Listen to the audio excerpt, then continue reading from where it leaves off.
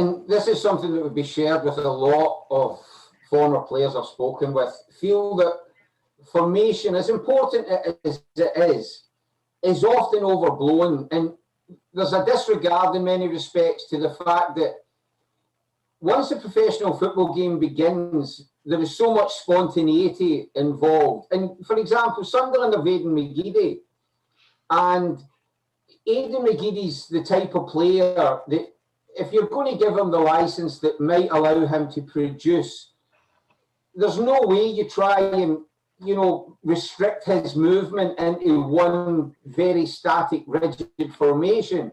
So I know that it might appear as 4-2-2-2, but if you think of it like this, the amount of goals that are scored in a live broadcast that are followed up by somebody saying that has came straight from the training ground is very, very, very rare.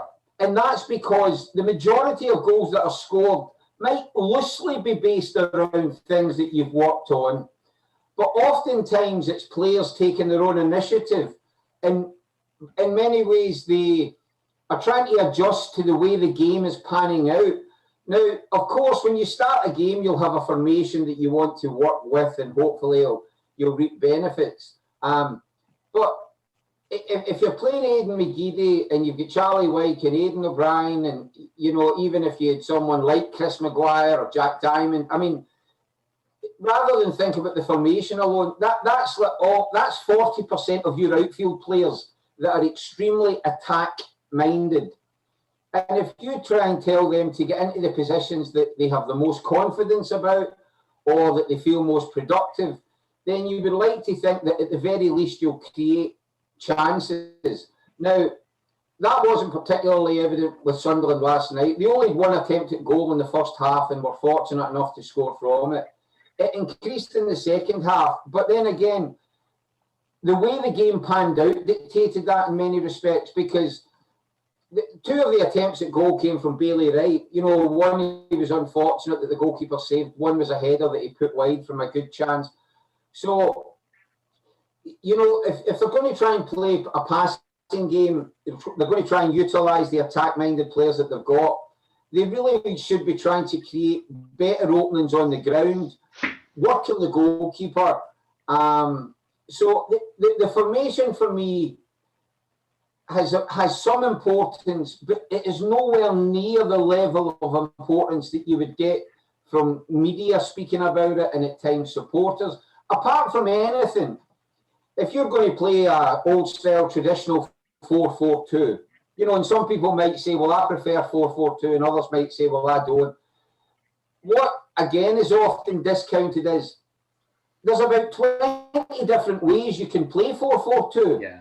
So the formation, again, is not as important as having the players in the best frame of mind, filled with confidence, individually and collectively, working on things also that are often regarded as, unimportant, making sure that you try and comply with, the last thing you want is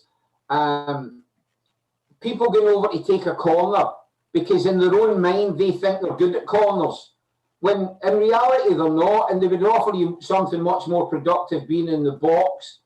Because that's when things start to go awry, when people start thinking they're maybe stronger in areas than they actually are and things like that. So, but the most important thing is, for Sunderland, particularly in League One, and as much as it might be much more difficult when they don't have that wonderful backing, they still have to try and make the stadium a light and intimidating atmosphere and an environment for players to come to. And Darren Moore, I'm pretty certain, will be emphasising and re-emphasising to the players this week that Sunderland's record at home this season is abject, and that they should have no fear and not feel intimidated in any way, shape or form about going to the Stadium of Light. Doncaster came here 2 seasons ago and looked like rabbits in the headlight. I think it was round about Easter time. Yeah, we won 2-0.